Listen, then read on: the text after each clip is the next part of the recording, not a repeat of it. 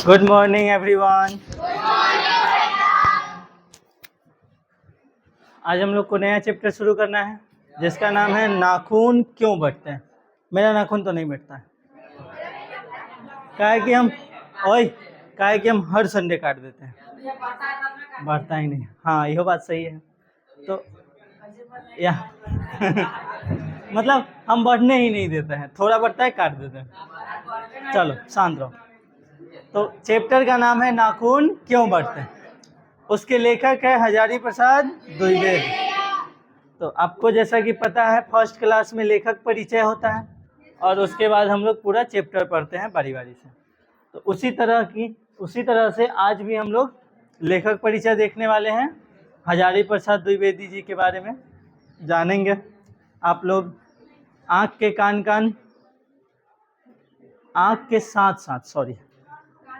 के साथ साथ कान, नाक, लेकिन मुंह बंद रखना।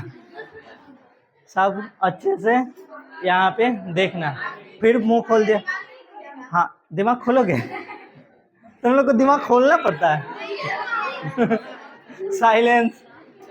चलो हो गया, शांत रहो। मुंह बंद रखना है, बाकी कोई दिक्कत नहीं है। शुरू किया जाए? अभी रुक जाए। देखो ये beautiful figure, sorry handsome picture है। मेल है ना तो हैंडसम लगेगा। ये शांत रहो। Black and white. फिर मुंह खोल दी, मुंह बंद। ये ब्लैक एंड व्हाइट फोटो दिया हुआ है हजारी प्रसाद द्विवेदी का। अभी ना स्नैपचैट आ गया है, इंस्टाग्राम आ गया है, फिल्टर इतना सारा दे दिया है। उस समय नहीं था, और उस समय रंगीनों फोटो नहीं आता था, सिर्फ ब्लैक एंड व्हाइट। टीवी भी पहले वाला था, उस सब में ब्लैक एंड व्हाइट ही रहता था। उसके बाद एलईडी ये सब आया तो धीरे धीरे वो। चलो शुरू करते हैं, देखा जाए। मित्रों यहाँ ध्यान दीजिए। सबसे पहला लेखक का नाम क्या है तो हजारी प्रसाद द्विवेदी। चैप्टर का नाम क्या है? नाखून क्यों बढ़ते हैं।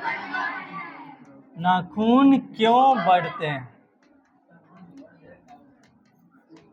चैप्टर का नाम है नाखून क्यों बढ़ते हैं। नहीं काटेगा तो बढ़वे करेगा, ठीक है। चलो आगे देखते हैं। आचार्य हजारी प्रसाद द्विवेदी का जन्म। नाखून क्यों बढ़ते हैं के लेखक कौन है? हजारी प्रसाद द्विवेदी। इनका जन्म 1907 ईस्वी में आरत ही है ना, आरत दुबे का छपरा बलिया उत्तर प्रदेश में हुआ था। बलिया एक जिला है जो बिहार से सटा हुआ है, बट यूपी का है। किसमें है? उत्तर प्रदेश में। बिहार में बक्सर और यूपी में बलिया, दोनों बॉर्डर पर ही आते हैं, मतलब एक दूसरे से सटा हुआ। तो दुबे छपरा भी उसी साइड। 1907 ईस्वी में, जैसे इनका पूरा डेट नहीं दिया गया है, सिर्फ ईस्वी दिया गया है। 1907 ईस्वी में आरत दुबे का छपरा बलिया उत्तर प्रदेश में हुआ था। ये जो छपरा है ये बिहार वाला छपरा नहीं है, आरत दुबे का छपरा। जैसे भगवानपुर हम लोग का है, लेकिन एक भगवानपुर मुजफ्फरपुर में भी एक छोटा सा भगवानपुर है, उस तरह से वहाँ कोई एक छपरा होगा, आरत दुबे का छपरा, ठीक है। द्विवेदी जी का साहित्य कर्म है। द्विवेदी जी का साहित्य कर्म भारतवर्ष के सांस्कृतिक इतिहास की रचनात्मक परिणति है। जो द्विवेदी जी का साहित्य है वो भारतवर्ष के कर्म और सांस्कृतिक इतिहास का रचनात्मक यानी कि लिखावट, लिखा हुआ एक परिमाण है, परिणति है। संस्कृत, प्राकृत, अपभ्रंश, बांग्ला आदि भाषाओं व उनके साहित्य के साथ इतिहास, संस्कृति, धर्म, दर्शन और आधुनिक ज्ञान विज्ञान की व्यापकता व गहनता में बैठकर उनका आगाध पंडित्य नवीन मानवतावादी सर्जना और आलोचना की क्षमता लेकर प्रकट हुआ है। देखो, जैसे ये अपभ्रंश जानते होंगे आप लोग, व्याकरण में पढ़े होंगे। हिंदी बनने से पहले वो अपभ्रंश भाषा में थी। सौरसेनी अपभ्रंश भी था, ठीक है। तो इन सभी भाषाओं में उनका साहित्य लिखा जा चुका है। संस्कृत, प्राकृत, अपभ्रंश, बांग्ला आदि भाषाओं में वह उनके साहित्य के साथ इन जो ये 4 भाषा हैं, संस्कृत, प्राकृत, अपभ्रंश और बांग्ला, ये चारों भाषा में जो साहित्य लिखा गया वो, और उसके अलावे इतिहास, संस्कृति, धर्म, दर्शन, आधुनिक ज्ञान, विज्ञान, इन सभी सब्जेक्ट के बारे में इनको गहन अध्ययन था, गहन ज्ञान था। पंडित यानी उन सभी में भी इनको पंडित माना जाता था। पंडित उसे कहा जाता है, मतलब नॉर्मली ऐसे तो उनका एक अलग ग्रुप होता है, उनका एक अलग जो होता है जाति होता है पंडित, लेकिन नॉर्मली ना एकदम पढ़ के पंडित बन जाएगा ऐसे बोला जाता है ना। तो पंडित का मतलब कि उनको उसके बारे में पूरा ज्ञान हो जाए, बहुत ज़्यादा ज्ञान हो जाए, तो वही पंडित नवीन मानवतावादी, ठीक है। सर्जना और आलोचना की क्षमता लेकर प्रकट हुआ है। आलोचना भी आप कर सकते हैं, ये कहा जा रहा है। आगे देखिए, पैठ कर यानी कि उसी सब्जेक्ट में वो नील हो गए, गहन हो गए, मतलब कोई कोई होगा किसी चीज़, अगर एगो किसी को अच्छा लगेगा तो वो हर समय वही चीज़ पढ़ेगा। जैसे किसी को अगर मैथ अच्छा लगता है तो अधिकतर बहुत ज़्यादा से ज़्यादा समय तक वो मैथ को ही पढ़ेगा, बाकी सबको पढ़ेगा क्योंकि ज़रूरी है, तो कम समय देगा। किसी को साइंस अच्छा लगता है तो वो साइंस में ही पूरा, किसी को बायोलॉजी अच्छा लगता है तो बायोलॉजी को ही ज़्यादा टाइम देगा, तो उस तरह से। आगे देखिए, वे ज्ञान को बोध और पांडित्य की सहृदयता, यहाँ पे हिरी है, अगर ऐसा है तो हिरी होता है, सहृदयता में ढालकर एक ऐसा रचना संसार हमारे सामने उपस्थित करते हैं जो विचार की तेजस्विता, कथन के लालित्य और बंध की शास्त्रीयता का संगम है। इनका जो ज्ञान है, वे ज्ञान का बोध और पंडित्य की सहृदयता, उनका जो ज्ञान है और उनका जो हृदय है इतना कोमल है, इतना अच्छा हृदय है। सहृदयता, स लग जाता है तो वो अच्छा के लिए आता है, कु लग जाता है तो वो बुरा के लिए होता है। जैसे साइंस में पढ़ते होंगे सुचालक और कुचालक। सु मतलब वो चालन करता है, अच्छा चालक है, कुचालक मतलब चालन नहीं करता है, तो वही सहृदयता। तो उनका हृदय कैसा है? बहुत अच्छा है, दयावान है। में ढाल कर एक ऐसा रचना संसार हमारे सामने उपस्थित करते हैं। संसार जो है हमारे सामने एक ऐसे लोगों को उपस्थित कर रहा है जिनका हृदय क्या है? सहृदयता है, बहुत अच्छे विचार के लोग हैं। कहाँ थे? रचना हमारे सामने उपस्थित करता है जो विचार की तेजस्विता, उनका जो विचार है वो एकदम तेजस्वी है, बहुत अच्छा है, उच्चतम विचार जिसको बोला जाता है। कथन के लालित्य और बंध की शास्त्रीयता का संगम है। कथन जो वो कहते हैं उनमें लालित्य है, यानी उनके जो वचन है, वो जो बोलते हैं वो एकदम सबको भा जाता है, ठीक है।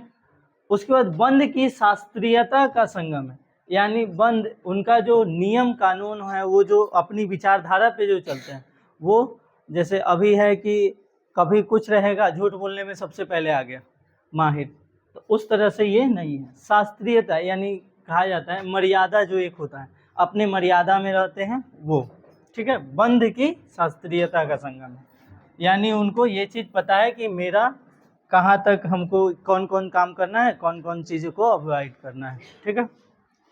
इस प्रकार उनमें एक साथ कबीर, तुलसी और रविंद्रनाथ एकाकर हो उठते हैं।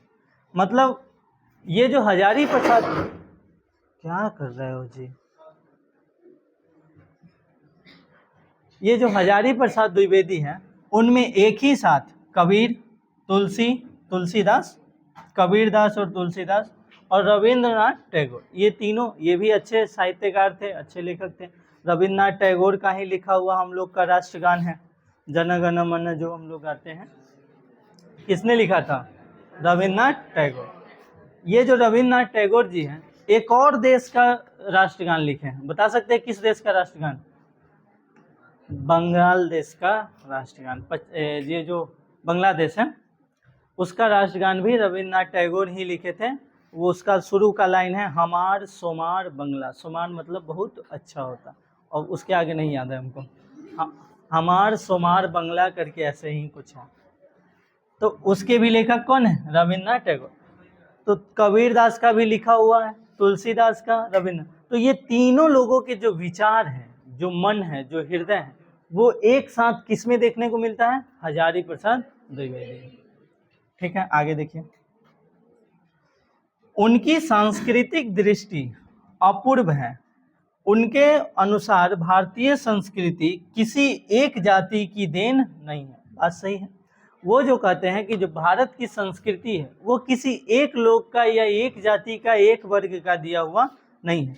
भारत का जो सभ्यता है, संस्कृति है, वो सबका दिया हुआ है, सब जाति का, सब लोग का, सभी वर्ग के लोगों का, चाहे वो उच्चतम वर्ग के लोग हो, चाहे वो नीचे वाले लोग हो। समय समय पर उपस्थित अनेक जातियों के श्रेष्ठ साधनांशों के लवण नीर संयोग से विकसित हुई है। नीर तो पानी का पर्यायवाची है, जानते होंगे। जैसे जो रेल स्टेशन पर जो पानी मिलता है उस पर पानी ना लिख करके जल ये सब नहीं लिखा रहता, नीर लिखा रहता, रेलवे नीर या रेल नीर। तो उनके अनुसार भारतीय, यहाँ तक तो बता दिया, समय समय पर उपस्थित अनेक जातियों की श्रेष्ठ साधनांशों के लवण, लवण मतलब नमक को बोला जाता है, लवण केमिस्ट्री में पढ़े होंगे, जानते हैं ना? नहीं जानते हो? लवण उदासीनीकरण अभिक्रिया के फलस्वरूप किसका निर्माण होता है? लवण और जल का निर्माण होता है। ठीक है, तो वही लवण और जल, नीर, ये केमिस्ट्री नहीं है। साधनांशों के लवण और नीर संयोग से विकसित हुई है। अब यहाँ पे लवण और नीर कहने का मतलब ये है, अगर नमक जो है उसका जो अर्थ निकलता है वो नकारात्मक भाव से निकलता है। ऐसे कहा जाता है कि जले पर नमक क्यों छिड़क रहा है, ऐसे बोला जाता है, यानी कि वो अच्छा नहीं है। और अगर कोई चीज़ खराब हो गया है तो पानी लाओ, कुछ भी हो तो पानी मददगार होता है। तो अच्छे और, एक सेकंड रुको, सेलेक्ट हो गया है, आ जाओ आ जाओ। तो लवण जो है ये नुकसान करता है, और अगर लवण नुकसान कर रहा है तो पानी से धो लीजिए तो वो आपको आनंद मिलेगा। तो वही कहा जा रहा है कि अनेक जातियों के श्रेष्ठ संधांशनों के लवण नीर संयोग से विकसित हुए, यानी कि बुरे वक्त और अच्छे वक्त दोनों को मिला करके विकसित हुआ है, यानी कि अच्छा और बुरा दोनों, लवण और नीर दोनों, ठीक है, विकसित हुई है। आई होप आप समझ पाए होंगे। इसको ऊपर कर ले।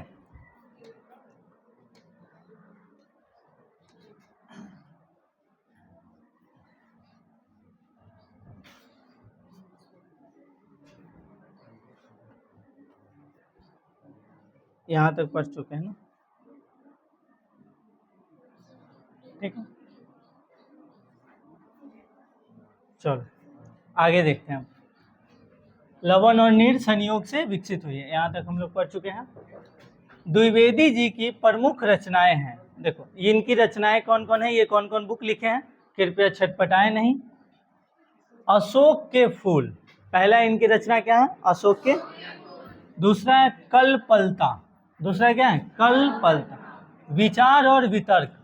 उसके बाद कुटज, विचार प्रवाह, आलोक पर्व, प्राचीन भारत के कलात्मक विनोद।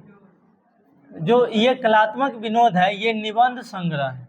उसके बाद बाण भट्ट की आत्मकथा, बाण भट्ट की चारु चंद्रलेख, पुनर्नवा, अनाम दास का पोथा, पोथा, अनाम दास का जो पोथा है वो क्या है? उपन्यास है। सूर साहित्य, सूरदास के नाम पर सूर साहित्य नाम दिया गया, ठीक है। कबीर, कबीरदास के नाम पर कबीर। मध्यकालीन बोध का स्वरूप, नाथ संप्रदाय, कालिदास की लालित्य योजना, हिंदी साहित्य का आदिकाल, हिंदी साहित्य की भूमिका, हिंदी साहित्य उद्भव और विकास, ये आलोचना और साहित्य इतिहास है, साहित्य इतिहास, ठीक है। संदेश रासमक, पृथ्वीराज रासो, नाथ सिद्धों की बानियाँ, ये ग्रंथ और संपादन है। विश्व भारती शांति निकेतन है। पत्रिका का संपादन, देखो इसमें बहुत सारी रचनाएं हैं, उनका सबको याद रखना जरूरी नहीं। जो मेन होगा, जो ज़्यादा बार एग्जाम में पूछा गया है, जो रिपीटेड होगा, मान लो कोई इनकी 2-4 ऐसी रचना होगी जो बार बार पूछा जा रहा होगा, एग्जाम में पूछा गया होगा, क्योंकि इतना याद रखना हर एक चैप्टर में मुमकिन नहीं है। जो मेन होगा, जो हाईलाइट होगा, उसको बस याद रखिएगा। हर एक जो भी लेखक है उनके 3-4 हार्डली 5 को आपको ध्यान में रखना होगा, बाकी ध्यान में रखने की जरूरत नहीं है, क्योंकि इतना किसी को ध्यान में नहीं रहेगा, ये फिक्स है। और आपको ये चीज़ पता होना चाहिए कि जो मेन होता है उसको पहले लिखा जाता है, तो यानी कि ऊपर से आप ध्यान में रखिएगा, बाकी एग्जाम में जो पूछा जाएगा क्वेश्चन जब आएगा तो उसके माध्यम से आप लोग ध्यान में रखिएगा कि कौन इम्पोर्टेंट है। आगे देखिए, द्विवेदी जी को आलोक पर्व पर साहित्य अकादमी पुरस्कार भारत सरकार द्वारा पद्म भूषण सम्मान एवं लखनऊ विश्वविद्यालय द्वारा डी लिट की उपाधि मिली। आपको ये चीज़ तो याद रखना ही होगा कि कौन कौन उपाधि मिली हुई है। तो साहित्य अकादमी पुरस्कार सबसे पहले, कौन? साहित्य अकादमी पुरस्कार। उसके बाद भारत सरकार ने क्या दिया? पद्म भूषण, भारत सरकार ने क्या दिया? उसके बाद लखनऊ विश्वविद्यालय डी लिट, लखनऊ विश्वविद्यालय किस चीज़ की उपाधि दी? डिलीट नहीं, डी लिट, तुम डिलीटे कर देगा, डी लिट, ठीक है। कौन से विश्वविद्यालय डी लिट दिया है? तो लखनऊ विश्वविद्यालय, ठीक है। आगे देखिए, वे काशी हिंदू विश्वविद्यालय, शांति निकेतन विश्वविद्यालय, चंडीगढ़ विश्वविद्यालय आदि में प्रोफेसर एवं प्रशासनिक पदों पर रहे। सन 1979 में दिल्ली में उनका निधन हुआ। कब निधन हुआ? 1979। किस किस विद्यालय में वे प्रोफेसर रहे? सॉरी, किस किस विद्यालय में वो प्रोफेसर हैं? काशी हिंदू विश्वविद्यालय, शांति निकेतन और चंडीगढ़ विश्वविद्यालय, ये 3 विश्वविद्यालय में वो प्रोफेसर भी रह चुके हैं, ठीक है। किसी को कोई दिक्कत परेशानी होना भी नहीं चाहिए।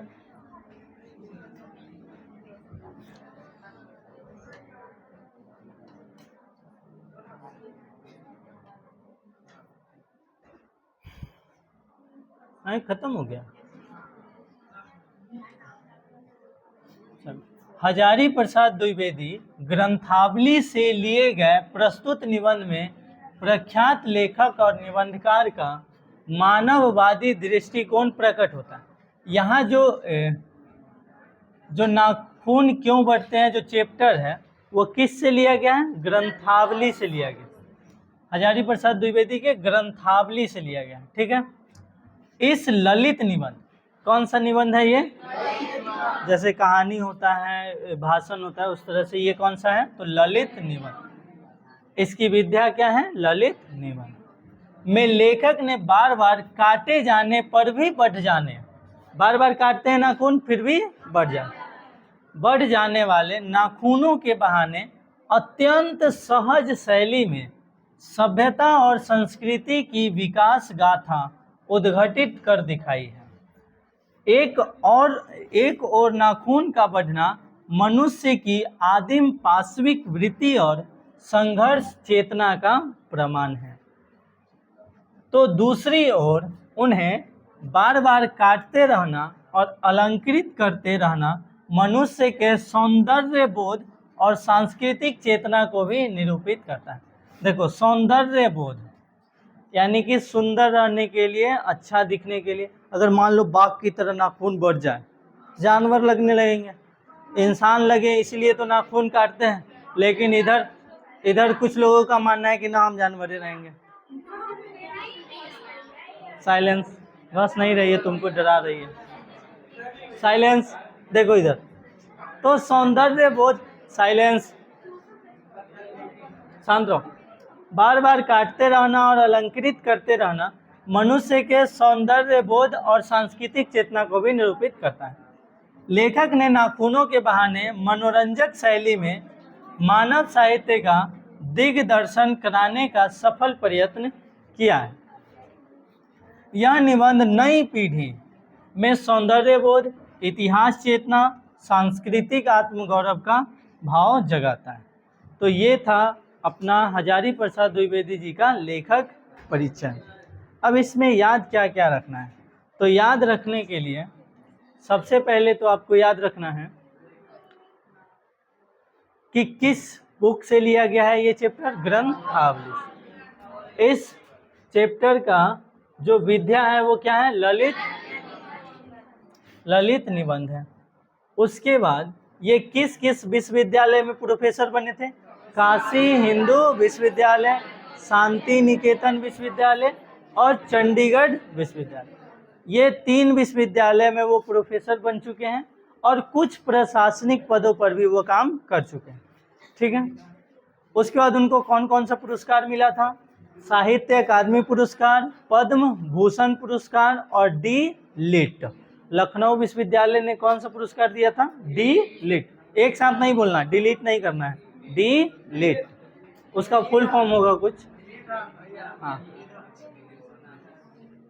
हाँ। उसके बाद उनका निधन कब हुआ था? 1900 कोई 89 बोल रहा है, कोई 79 बोल रहा है। देखो सुनो, बताते हैं। जब भी ऐसा में कंफ्यूजन हो तो आप उसको ना एक बार मन में उसके आगे वाला को पढ़ लीजिए। 79 80, तो ये 80 से पहले है तो 79 होगा। 89 90, तो 90 से अगर पहले है तो 89 होगा। ठीक है। तो मन में एक बार आगे वाला पढ़ लो, उसके बाद कंफ्यूजन नहीं होगा। ठीक है। हिंदी में हो जाता है ये गिनती में थोड़ा सा। तो उनकी मृत्यु का अब इसमें किसी के मन में डाउट ये होगा कि इसमें तो डेट दिया ही नहीं है।